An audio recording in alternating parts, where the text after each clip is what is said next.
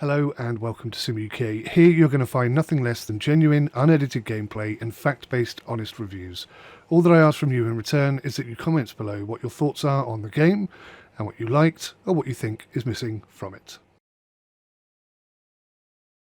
Hello guys, how you doing? Welcome, I'm 𝘎𝘢. I'm just going to swap to my desktop real quickly. I was going to highlight to you, anyone out there that was interested in getting a Honeycomb device. We've all been waiting on the 𝘭𝘰𝘰𝘬𝘪𝘯𝘀 Charlie rudder pedals for a while now, and they haven't really materialized, and it's been a bit odd how long everything's taken. I've got a bit of a worrying update about that, I'm afraid. Initially this video was going to be all about, hey look, Aerosoft House of Simulation have got some great deals on Honeycomb Bravo throttle quadrants. You could pick up a throttle quadrant for €145. I don't know what that equates to in pound. Let me just quickly Google that and we'll find out. 145 in pounds. That's like £125 for a Honeycomb Bravo throttle quadrant. Same price for the yoke.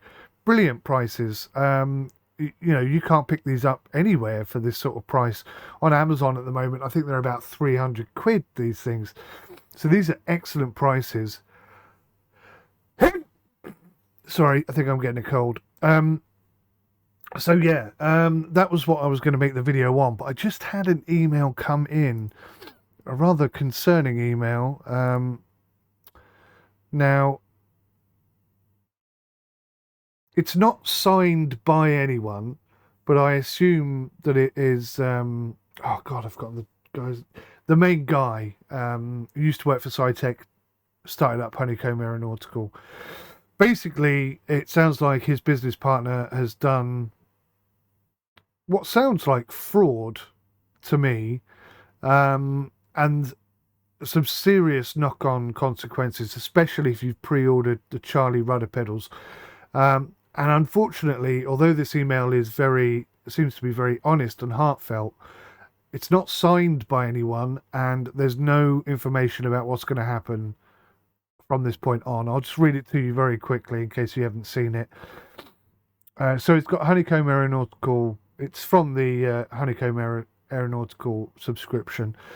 I'm writing this letter to explain the current situation and provide some clarity about what has been going on with Honeycomb, and to offer you my sincere apology if you have been caught up in this in any way. I'm not trying to make any excuses or deny my responsibility for what happened. I should have paid more attention to what was going on and acted sooner. I have no one but myself to blame for that. To fully understand how we have ended up where we are, I need to start at the beginning. I initially had the idea to start Honeycomb back in 2012. When working on growing SciTech in the US market, I saw a massive gap in the market between high-volume gaming grade and low-volume high-end flight sim equipment. I built the Honeycomb business plan on utilizing my knowledge and network in both industries to develop authentic, high-quality products at a price point that a lot more people could afford.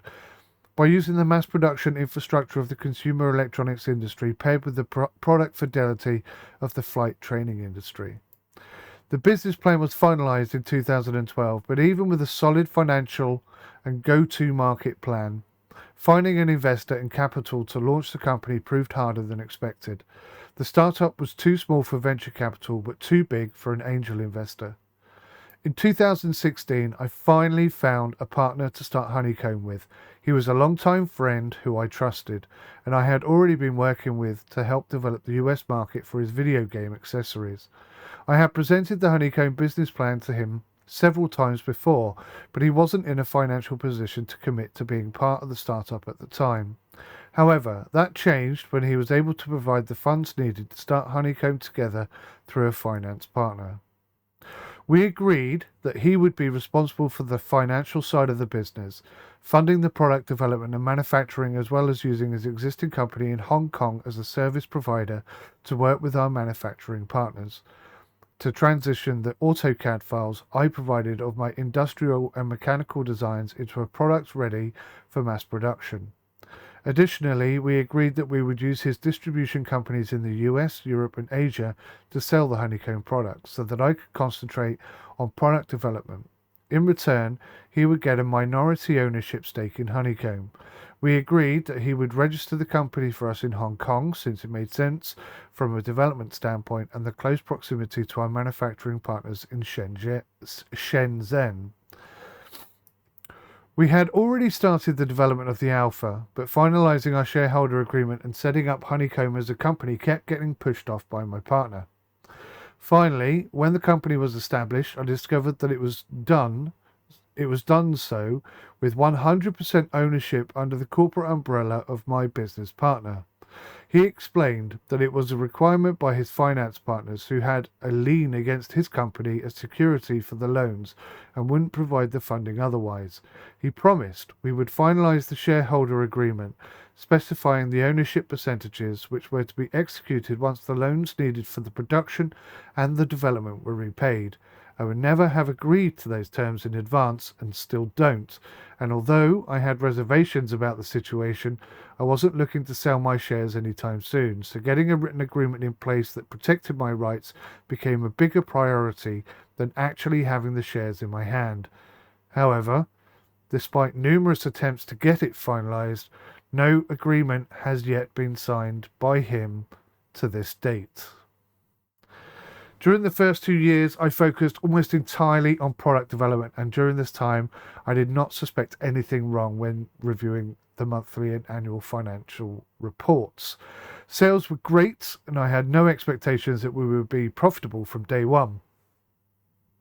However, by mid-2022, it became apparent that my business partner was in financial trouble, and when Honeycomb ended up with a negative result, despite having a record year, I started looking into the financials in detail. Once I started going through the books, every single invoice and purchase order, one by one, I discovered that the service fees added by the factory cost for the services provided in Hong Kong were significantly higher than what we had agreed. In addition, the sales prices on the invoices to my partner's distribution companies were lower than agreed. When I confronted my business partner about the findings, he assured me that it was just an accounting error and promised to get the books in order. I accepted the explanation and solution, but didn't push to have it done immediately, not wanting to worsen my partner's financial situation at the time. To further help the cash flow situation, I made the mistake of agreeing to a limited pre-order campaign for the Charlies once the production schedule had been confirmed by the factory. However, when the production was set to begin, I found out that instead of paying for the components required to manufacture the product, all the money received for the Charlie pre-order had gone elsewhere. The situation escalated in July 2023, shortly after we missed the planned shipping date for the pre-orders, when the factory partner contacted me directly to inform me that they still had not received payment for the Charlie production or for the several thousand Alpha Bravos that they had manufactured and were sitting in their warehouse, which I was completely unaware of existed.